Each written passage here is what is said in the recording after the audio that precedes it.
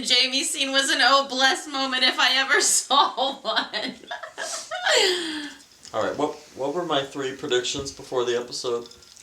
A needless death, a terrible battle strategy, and a Deus Ex Machina. Yep. Okay. We didn't really get the Deus Ex Machina that I can... That was the hopeful prediction. Yeah, that was the hopeful prediction. The bad battle strategy, that was everywhere. Not a single bolt hit that dragon. Not a single bolt. No. These people are the worst aerial tacticians. Granted, they've never fired these things before. Brand new to them. And it's brand new to them. But they have a completely 360 rotating turret on every part of the castle and on every ship. Only one that I saw got anywhere near Drogon. Mm-hmm. Whereas in the previous episode... They all hit him. Like, 4 or 5 of them hit Rhaegal. Mm-hmm. And then another 20 were dead on and she managed to magically survive. Right. But in this episode, 1 gets close. That was the least of my concerns, truly. Wow. But in terms of pointless deaths, for me, I've got 2. 1, if Jaime is actually dead. Yeah, I've got a feeling that they're not dead. I have a feeling too. Because Bronn is still in play. Really hope that they're not dead. That would be really terrible. If that was them dying, I mean, they can't be dead. You're right, they can't be because that was the worst ending to those 2 they wouldn't have done. Ever. They could no. I mean, no. They couldn't have killed him like that. Because Dany has to find out that Tyrion betrayed her. Like, that has to happen, I think. Yes. And I don't think... They can't be dead. And if Jaime died, 1, not being able to rescue her... Right. I mean, then his whole effort was pointless. Right. He never did any great deed. Right. That, like... What was the whole point of him lamenting over the Book of Great Deeds? You know? His whole storyline is for crap if that's the end of his life. I'm so... angry if that's the end of his storyline. It can't be. You're right. They have to be their life. What's the point in this season? Him going into the north, getting with Brienne, choosing that side for the moment, and then just all of a sudden flipping and going you're back. right. They're alive. They gotta be alive. I get they're in love. I get that's a pull. I get that. But what's his whole storyline been building to? Literally nothing. This is just Jaime from episode 1. And believe it... I'm probably going to get flack for this, but I'm disappointed in the Sir Gregor and Sandor fight and death. I get it. I get that they were, the epic. I don't know, like... What did you want to happen? I kind of liked it. I mean, I didn't really feel super strongly either way, I guess. Okay, here's the thing. Cersei's gone. It's just him and his brother. He just had this speech where he told Arya, seeking out revenge, don't ruin your life, don't be like me. Okay, well then why are you doing it? He's at the end. Because that's his character didn't change. That was his life. But his brother's gonna die. Anyway. They're all gonna die. I think he was ready to die. Yeah. I guess. He was ready to die. I get what you're saying, but it didn't really bother me that much. It bothered me. I kind of liked it. It's like, at this point, I don't think he felt like it was worth... He had anything going for him to change. He felt like he wasted so much of his life already that it was like, might as well just do it. But Arya hasn't wasted her life. And he cares about Arya way more than he cares about himself. He cares about Sansa too. Yeah. And both of them are still in danger. Yeah. I guess I don't know. It just bothers me. I didn't fully understand. I thought it was beautiful the way they did it, but I didn't fully understand them juxtaposing Arya and the Hound. The way they were getting battered around. Like, every single shot, like, they obviously did it on purpose, and it was cool. Like, I think visually. it was just further... I think it was just further driving home the point that, like, this is... That they are the same, but they went different ways. Mm. You know? They kind of took the same beating. They were just really trying to show how similar they were this... And Arya got up and tried to save people. To then say that they were different. So what is Arya... I guess there honestly wasn't a lot of character... I felt like there wasn't a lot of character work in this episode. Character regression. Yeah, like there just wasn't a lot of, just things just didn't make sense to me. I guess.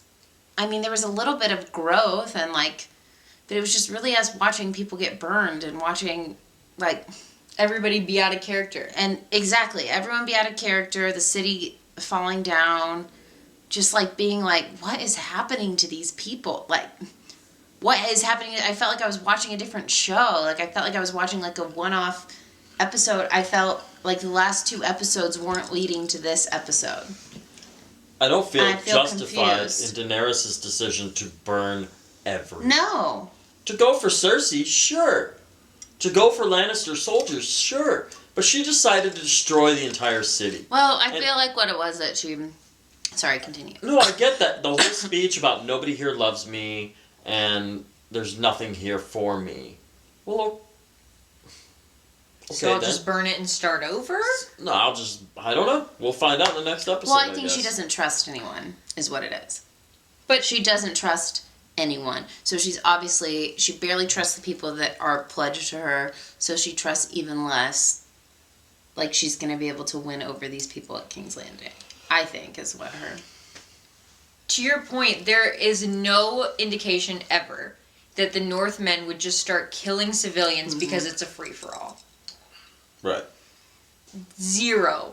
I don't get that. No. I mean, I could see the occasional... I mean, so the only good people are John, Davos, and Arya. They're the only people horrified. Granted, the North that's has... what I said, John Davos, Arya. I mean, they had their Boltons, and the Boltons were known for being very... just like the Lannisters had their, Cleganes and so on and so forth. But... As a whole? As a whole, no. I don't buy it. It just didn't make any sense either. Like, why would you put your effort into killing civilians that are trying to run away from you? Like, it just... I guess you're getting the group mentality, I guess, is what the argument on the other side would be, but it just doesn't make any sense. Like, I at least understand... Obviously, I don't think it was right that Daenerys just started burning everything. But I expected it, honestly. When they started talking about the bells, I was like, the bells are going to ring and she's going to do it. Like, I kind of expected that, and she's in her emotions and just burn them all, like, what's her face? Missandei said, like, yeah. That's in her, what she's going to do. But nobody, and I get Grey Worm, like, fighting, and I get even the men on the ground just seeing the people in front of them starting to fight and just going for it, because nobody knows what's happening. It's crowd mentality and fighting the soldiers. But to all of a sudden start fighting people who are helpless, I don't believe that's the case. Here's something I liked about the episode.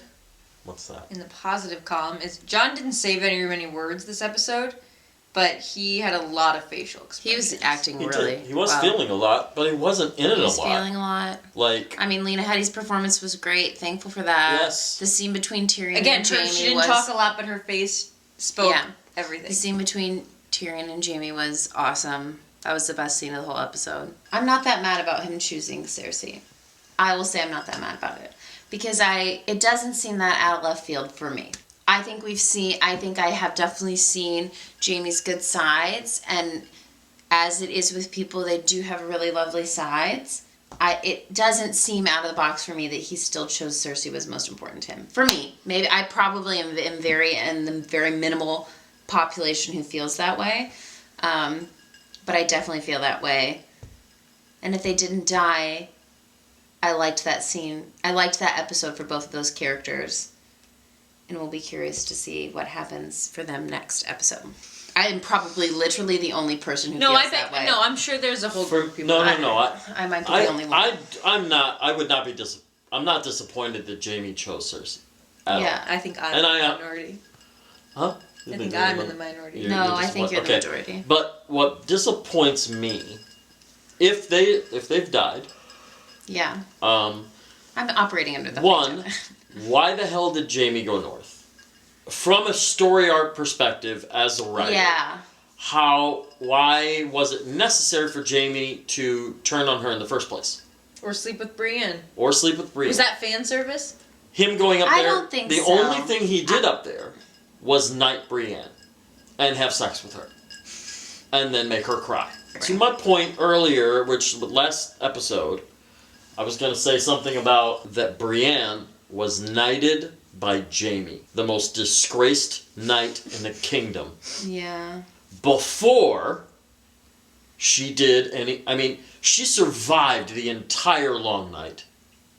She could have done something very... or just surviving it in general. She could have been knighted by any one of the other knights there for her valiant bravery. Mm-hmm. But she was knighted by the guy with one hand who the queen hates, who pushed a little boy out a window. Like, there was no honor in her knighting other than the fact that she was knighted.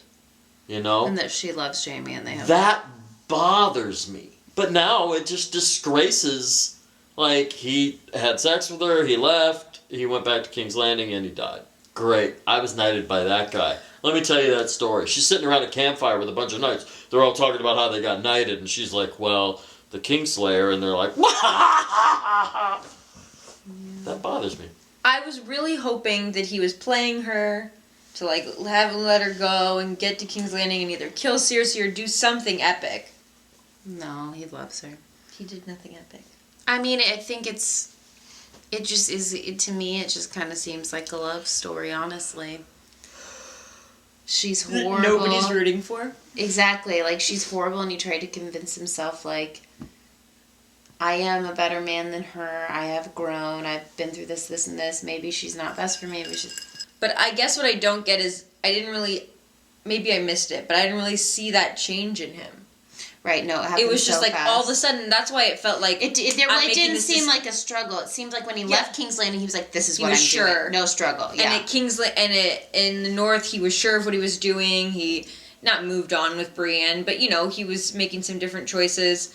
I guess if there had been something that, like, tied it back to him longing for Cersei or had a conversation or something, and maybe there were clues that I missed, but for me, that was it. It was the immediate change that I went, there's something else going on with him, but there wasn't. I think his character arc has been so great, and I totally get, I don't think it has to be expected that he, like, only goes up. And like I said, I get the love thing, and the twin thing, and all of that. Yeah, but connection. It's just a little disappointing. Yeah, I just didn't really love that episode. So John, that moment with him and Dany, was he basically saying... Yeah, was he saying, I don't love you like that? Like, we can't be together? Like, he wouldn't kiss her? I think so. Why? And then that's why she said, I guess it'll be fear. Like, why did he say that? Because it's his aunt, and that's not where they come from. That's not what they do. And now that everybody knows it's his aunt... Yeah. I don't think he would ever allow himself or her to be disgraced that way. There's one episode left. What about all that, the theory about Dany possibly being pregnant now? When she was like, I can't have children, he was like, do you ever consider the fact that a witch isn't a reliable source of information? Like, why drop that if it wasn't still possible that she would become pregnant? Brian, I don't know. This is literally why when I watched this episode, I was like, oh, 80 minutes left to the series? Oh! Okay. Like, I was like, that was the episode that we were going to watch before 80 minutes of the series being done for good? Okay. Perfect. That's what we got tonight. That was our evening this evening. Alright, so we just watched Season 8, Episode 5. And... DM us your feelings. I really liked the last two episodes. I was so hopeful. I felt like we were on a good trajectory. Not today, Derek, in the Discord, said, guess this means nothing, and then he shared that, and when your tears have drowned you, the Valonqar shall wrap his hands around your pale white throat and choke the life from you. She may still be alive. We'll see. She is. She's alive. They're absolutely alive. The Golden Company! What the fuck, guys? The Golden Company! Gone. What was the point of talking about them ever? Why did they have to be there? They didn't have elephants, so... No. Why have the scene with Captain Strickland? Why name Captain Strickland? So much for all those theories. Well, at least that actor made a little bit more money than the rest of the Golden Company. Yeah. Good for him. I liked Tyrion and Jaime's goodbye a lot. What happened to breaking the wheel? She burnt it. I know, that comment was so funny. Okay, who did we lose?